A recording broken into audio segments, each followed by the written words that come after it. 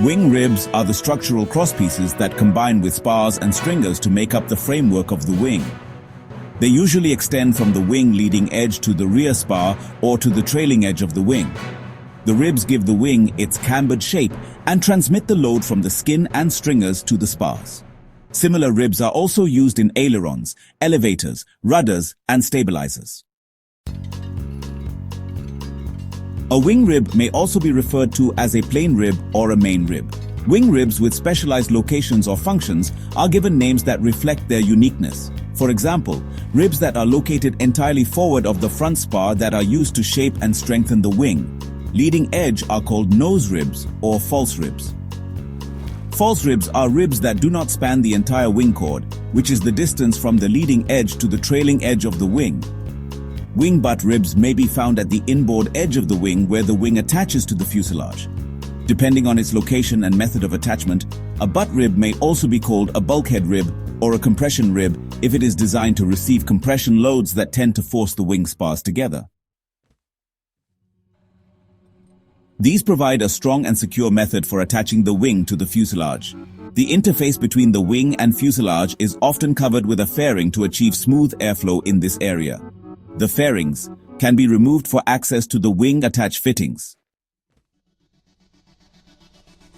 The wing tip is often a removable unit, bolted to the outboard end of the wing panel.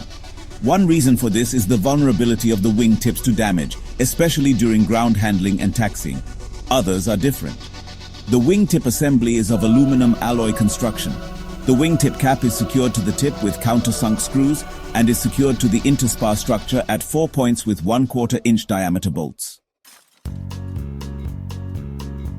To prevent ice from forming on the leading edge of the wings of large aircraft, hot air from an engine is often channeled through the leading edge from wing root to wingtip.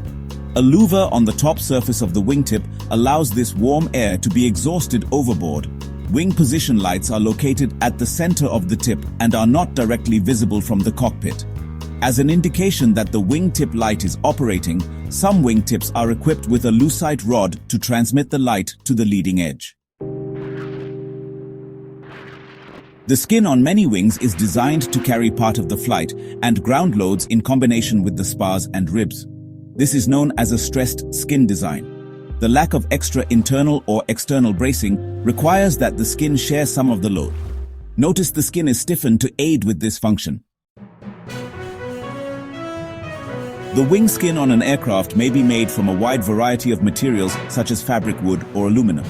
Most transport and high-performance aircraft use aluminum and composites to skin the wings. When using aluminum, a single thin sheet of material is not always employed. Chemically milled aluminum skin can provide skin of varied thicknesses. The wing skin is stronger and carries more of the loads where it is milled thicker, usually near the wing root.